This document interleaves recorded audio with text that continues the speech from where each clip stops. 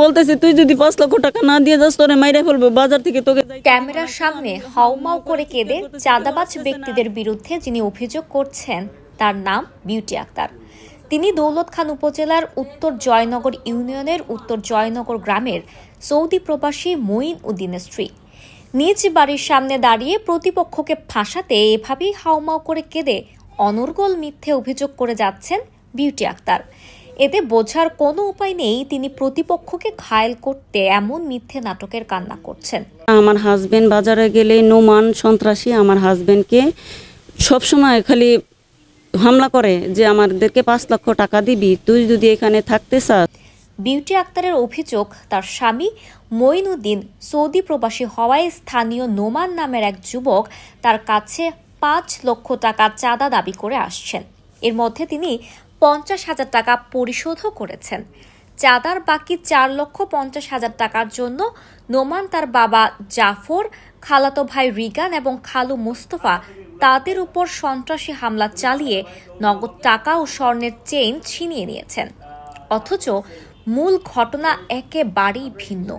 নিজের অপরাধ ঢাকতে বাড়িতে সাংবাদিক খবর দিয়ে নিয়ে ক্যামেরার সামনে হাউমাউ করে ছলনাময়ী কান্না করছিলেন মঈন উদ্দিনের স্ত্রী বিউটি বেগম, ভাই সেন্টু এবং সেন্টুর স্ত্রী বেবি আক্তার।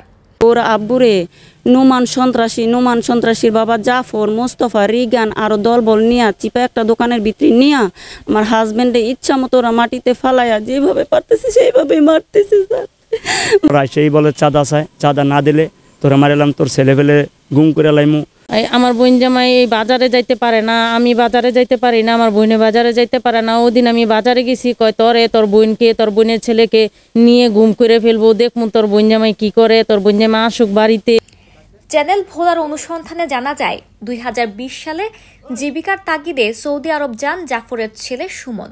সেখানে মঈন উদ্দিনের সঙ্গে একই জায়গায় থাকতেন তিনি। সেই হিসেবে মঈনের সঙ্গে তার সখ্যতা গড়ে ওঠে।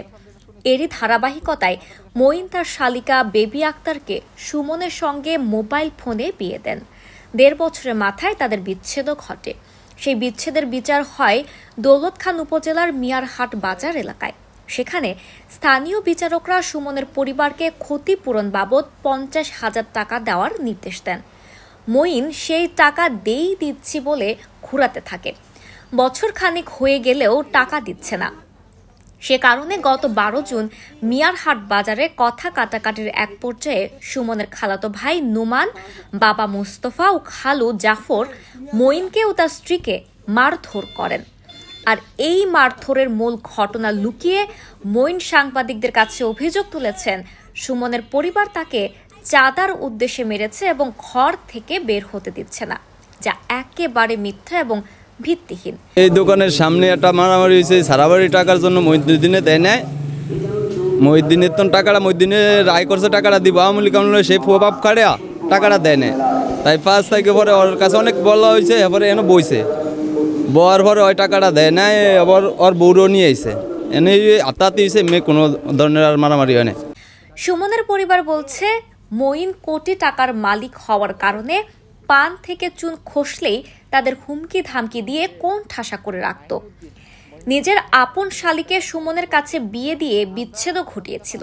সুমনের সঙ্গে বেবি আক্তারের বিচ্ছেদ হওয়ার পর নিজের আপন ছোট ভাই সেন্টুর সঙ্গে পুনরায় বেবি আক্তারকে বিয়ে দেন তিনি।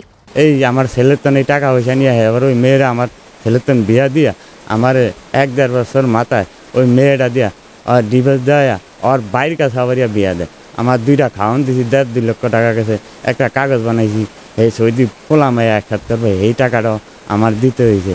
দিয়ে তখন আমার গ্রামে একটা ফয়সালা হইলো যে এই সারা বিরার পরে দেন তোমার এত টাকা দিয়ে দিব, এই তুমি ইয়া করে না হয়ে হামলা করো না, খাওয়ার বাবাতে এত টাকা তোমার এই ওরা দিয়ে দিব, ওরা যা করছে তো কছেই, আর এইগুলি কইয়া তো কোনো লাভ নেই। আমার সুতের যে সাদাবাজ কইছে মইনের দিনে, হ্যাঁ মিথ্যা স্যার।